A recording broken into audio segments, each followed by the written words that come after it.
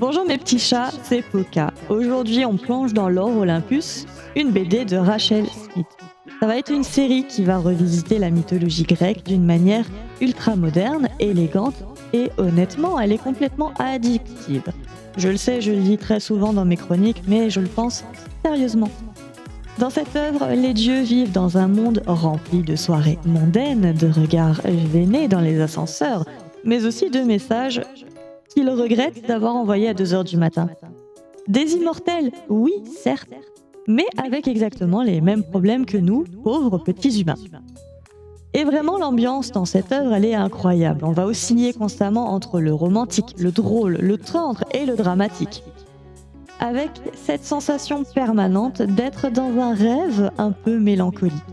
C'est le genre de lecture où tu souris bêtement à certaines scènes avant de fixer ton plafond 5 minutes après, en te demandant pourquoi ton cœur souffre autant pour des personnages colorés. Et puis il y a le côté très slow burn, cette impression que tout prend le temps de respirer, de s'installer, ce qui rend chaque interaction encore plus frustrante. Mais dans le bon sens du terme, bien sûr.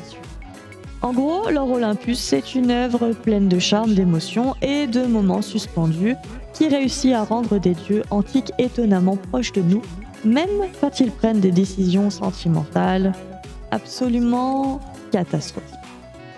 Comme nous. Et au cœur de tout ça, de ces soirées mondaines et de ces smartphones, il y a eux. D'abord, Perséphone, c'est un peu le rayon de soleil qu'on n'avait pas vu venir. Elle est douce, curieuse, parfois un peu naïve, mais surtout profondément sincère.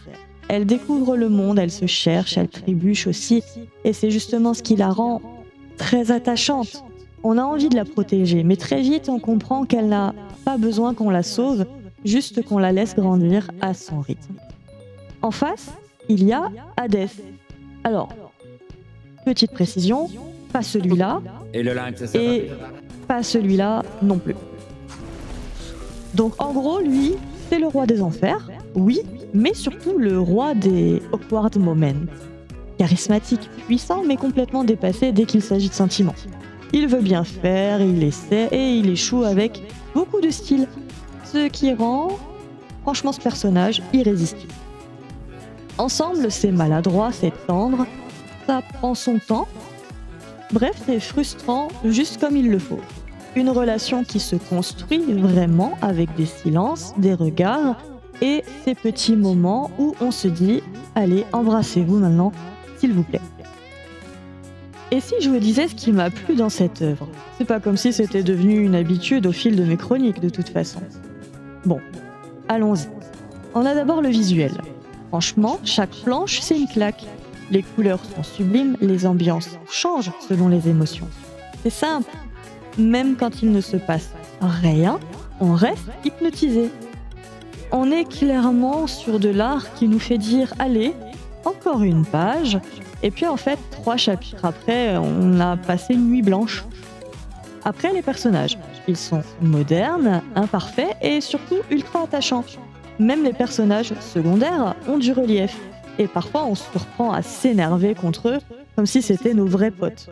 Ce qui est bon signe ou inquiétant, je vous laisse choisir.